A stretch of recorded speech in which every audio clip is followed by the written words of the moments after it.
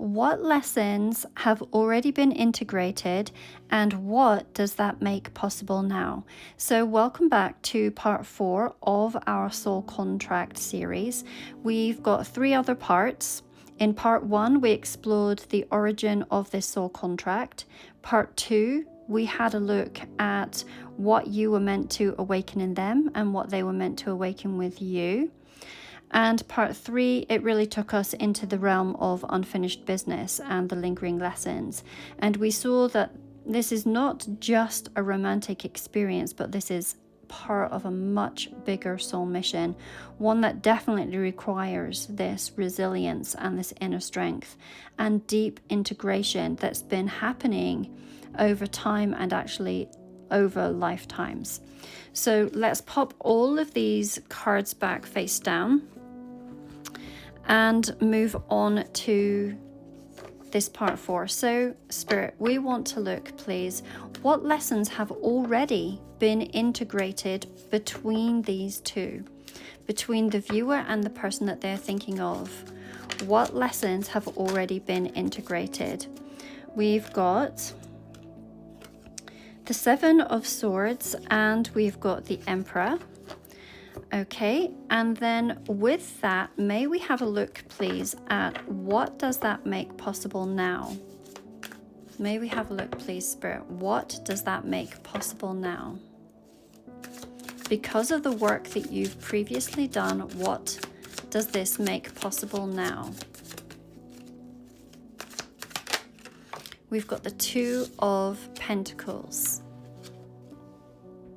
So the integrated lessons are actually really very beautiful. So this really talks to soul level mastery. And this isn't something from simply this life. This is something that's been occurring over many timelines, many lifetimes, and many evolutions of you. So forget gender. Here, we're going to be talking about you as a person. We both carry divine feminine and divine masculine within us, and it's the energy that we're talking about today when we talk about this Emperor card. So this Emperor, it reveals that you've already anchored something incredibly powerful, and that is the ability to lead yourself. So you've taken everything that was chaotic and avoidant and painful or destabilizing, and you've really built some sort of inner structure.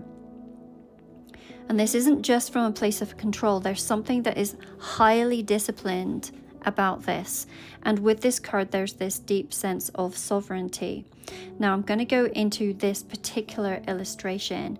So we can see on the bottom half of the body, we can see this, the muscular portion of this lower body. And we can see that it is toned and lean and strong. And it takes work to get to that kind of embodiment. I'm thinking of somebody going to the gym, and while this might not be talking about your physical body, I do believe that this is talking about your spiritual workout. You've been fully committed to it, and you've really shown up for yourself day after day, and it's really showing. Now, the upper body is also extremely interesting. You can see that it's completely stripped back to the spinal column, the ribs, the lungs, the heart. They're all exposed. And this is very symbolic of vulnerability and transparency. So you're no longer hiding your truth. And we're going to talk about that when it comes to the 7 of Swords here in a moment as well. You've really come into union with your backbone, which is your truth, while keeping your heart open. So the spinal column also connects lifetimes, symbolizing that the soul's backbone, your core essence, is running through each of these incarnations. Now, the plant that's growing here, I believe, are pepper vines, and these actually suggest fast growth. They also talk about intense chemistry. If you think, peppers, they're thought of as spicy and hot. So this kind of energy, it's a kind of energy that actually purifies. pepper is often used to sharpen the senses and to awaken or to even break stagnancy.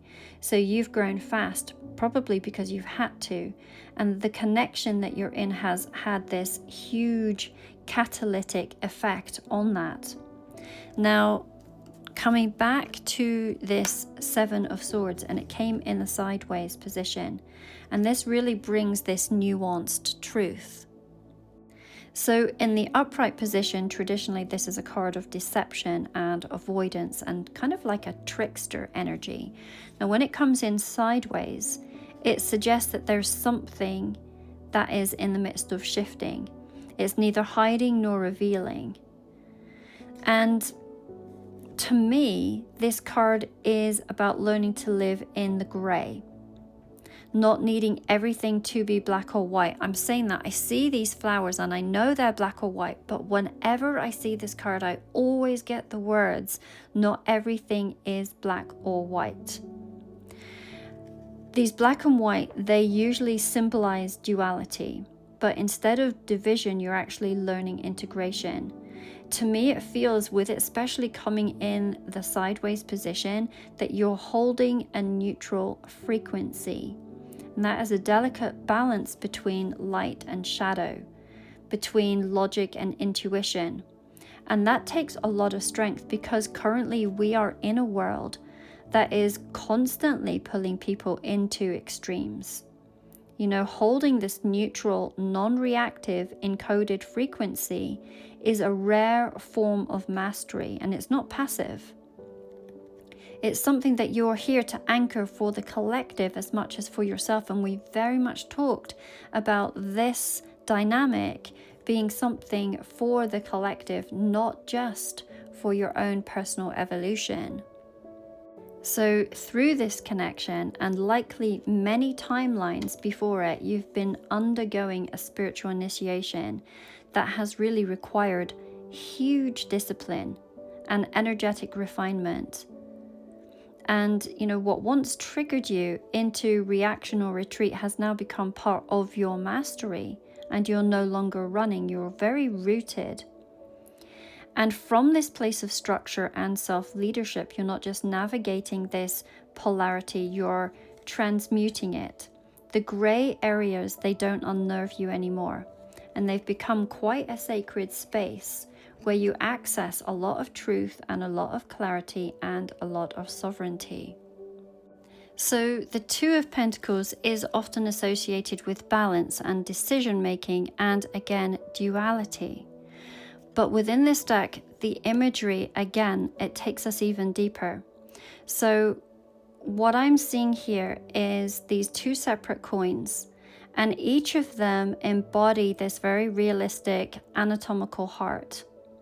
And this really speaks volumes. These are living, feeling, pulsing hearts, and they are mirroring one another, even while being physically apart. And to me, it reflects a sacred truth of certain divine partnerships, that you might be separated by space or circumstances, yet you are still deeply attuned and deeply connected.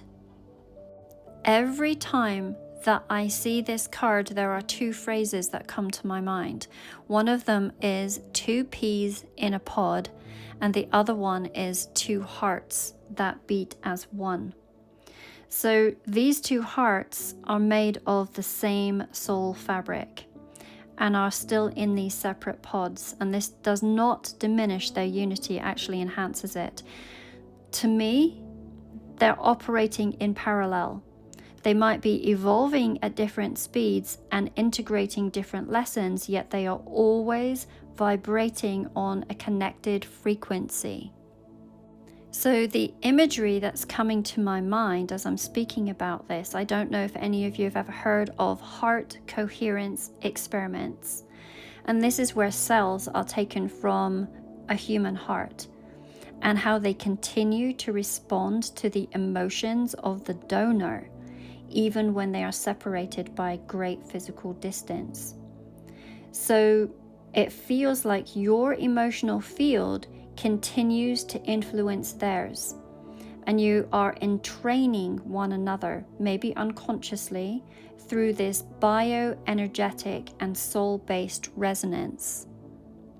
And I know that you don't physically share the same heart, but you may share the same soul frequency. Now, the other thing that's really interesting, do you remember yesterday where we were talking about the purple and the yellow flowers? And this, again, it reinforces that duality. We were talking about yellow being for the solar plexus, a power center, grounded strength. And then we were talking about the purple for the crown chakra, your divine channel and the spiritual insight. And it's really as if one of you is holding the grid of heaven and the other is anchoring it to the grid of earth. So between you, there's this bridge that is being formed. And it's not just a connection that's between two people, it becomes a transmission point for collective energy.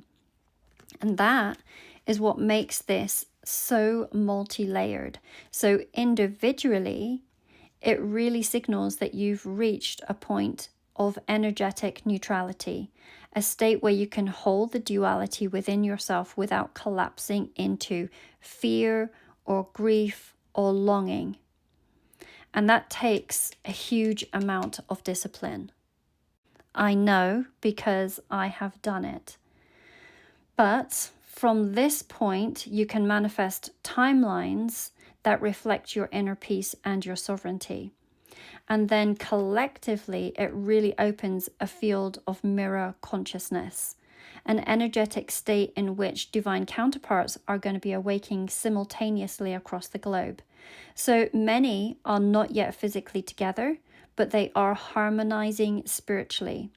Those who are more awakened are transmitting the codes of resilience and surrender and grace to the others, even if that is unknowingly.